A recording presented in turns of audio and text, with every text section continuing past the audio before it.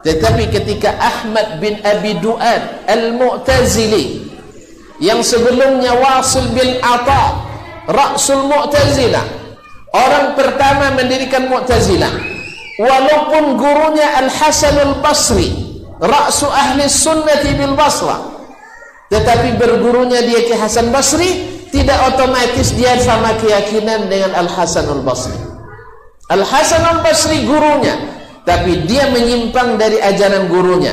Maka kalimat sanad, si fulan bertemu dengan si fulan belajar padanya, lalu bersepulan di atasnya belajar kepada syekhnya sampai ke Rasulullah SAW, itu tidak disebut sanad sampai dia meriwayatkan apa yang dia riwayatkan dalam masalah tertentu sampai ke Rasulullah SAW.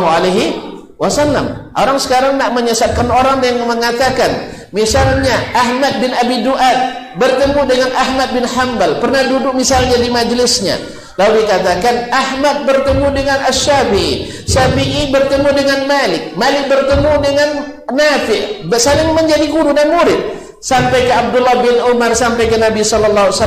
Dianggaplah semua pendapat Ahmad bin Abi Du'ad sama dengan pendapat Ahmad, padahal Ahmad bin Abi Du'ad adalah orang yang menafikan seluruh sifat Allah, sedangkan Ahmad bin Hanbal adalah menitsbatkan seluruh sifat Allah. Pernah dengar kan? Tidak pernah dengar. Untung antum tidak dengar, kalau tidak bahaya. Ya. Ada yang nak mengatakan bahawa ketika Imam Abul Hasan Al-Asy'ari misalnya bertemu dengan Zakaria As-Sajid, lalu Zakaria bertemu dengan Abi Thawr murid Asy-Syafi'i, dia ini belajar kepada Syafi'i, Syafi'i belajar kepada Malik, Malik belajar kepada Nafi', Nafi' belajar ke Abdullah bin Umar, Abdullah bin Umar belajar ke Rasulullah SAW, sehingga dengan demikian Al-Asy'ari akidahnya sama dengan Nabi. Ini bagi yang tak paham ilmu sanad, nganggu-nganggu. Oh iya katanya, iya katanya. Tapi yang paham ilmu sanad, tunggu dulu mas, antum jangan mengelabui orang dengan cara ini. Sebab kalau dengan cara ini nanti Abdullah bin Ubay bin Salul murid Rasulullah langsung. Jelas ya? Abu Jahal murid bertemu Nabi SAW. Tadi saya katakan Ra'sul Mu'tazilah Wasil bin Ata lama berguru pada Al-Hasan Al-Basri. Lalu antum katakan nanti karena dia berguru pada Hasan Basri, penyimpangannya ini menjadi dosa Hasan Basri? Demi Allah tidak. Jelas? Jadi yang menjadi iktibar bukan dia pernah berguru dengannya, bukan pernah berguru dengannya, tapi mana riwayatnya yang mengatakan Imam Abul Hasan Al-Asy'ari menerima dari Zakaria bin Yahya As-Saji, kemudian As-Saji menerima dari Abu Thawr, Abu Thawr menerima dari Asy-Syafi'i, Asy-Syafi'i menerima dari Malik, Malik menerima dari Nafi', Nafi' menerima dari Abdullah bin Umar, Abdullah bin Umar menerima dari Rasulullah SAW, bahwa Allah ada tempat-tempat, bawa sini. Itu baru namanya sanad. Ya, itu namanya sanad. Kalau enggak itu namanya bersunat namanya. Jadi riwayatnya jelas, bukan asal sekedar nanti seperti seorang yang mengatakan Ad-Daraqutni ikut mazhab Imam Abul Hasan Al-Asy'ari dengan alasan Ad-Daraqutni pernah mengajak Abu Zar Al-Harawi, perawi kitab Sahih Al-Bukhari yang pertama memasukkan ilmu kalam di Masjidil Haram, lalu Ad-Daraqutni membawanya bertemu dengan Al-Baqillani, dan Ad-Daraqutni menghormati Baqillani. Lalu dikatakan bahwa akidah Ad-Daraqutni seperti Al-Baqillani, seperti Abul Hasan Asy'ari. Buktikan sesungguhnya Abul Hasan Ad-Daraqutni punya kitab namanya Al-Asma'i was Sifat yang bertolak belakang dengan akidah Al-Baqillani yang mengatakan Allah tidak di atas, Allah tidak bertangan, Allah tidak boleh datang, Allah tidak boleh tertawa, Allah tak boleh gembira. Ditolak dengan akal dan logika. Ini bukan sanad namanya. Apa namanya tadi? Jadi bedakan sanad, kawan. Jadi jangan menipu orang dengan cara seperti ini. Jangan menipu orang dengan cara seperti ini. Karena dalam ilmu ketika kita belajar tentang pemalsuan hadis ada namanya tarkibul asanid. Tarkibul asanid, sanad yang dikarang.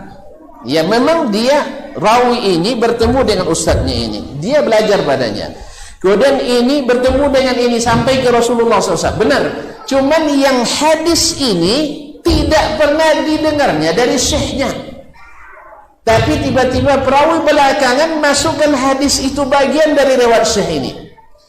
Ini terpaksa lama belajar nampak sih, sampai jam 2. Kau iya masih jam 2. Kau muslimin atau muslimat? Misalnya tadi kita contohkan, ketika antum mengatakan Imam Asy-Syafi'i rahimahullah berguru pada Imam Malik, itu betul.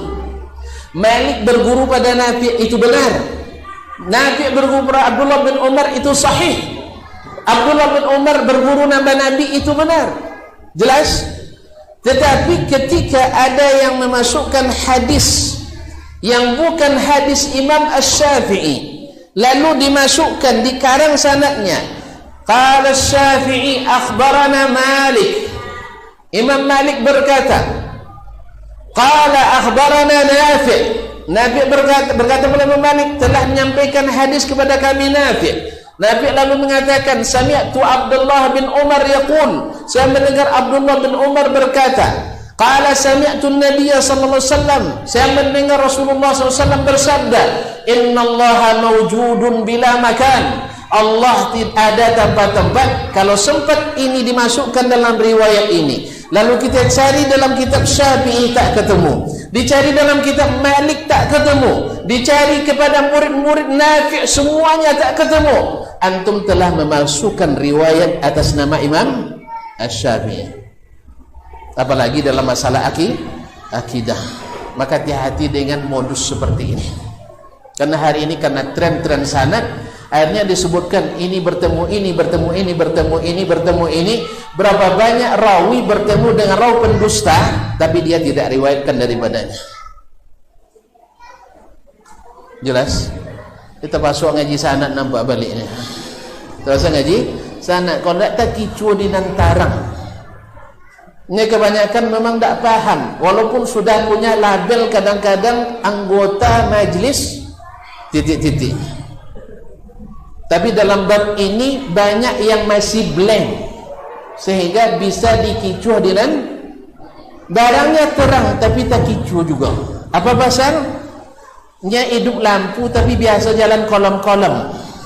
Akhirnya silau oleh gelar, silau oleh posisi, silau dengan retorika.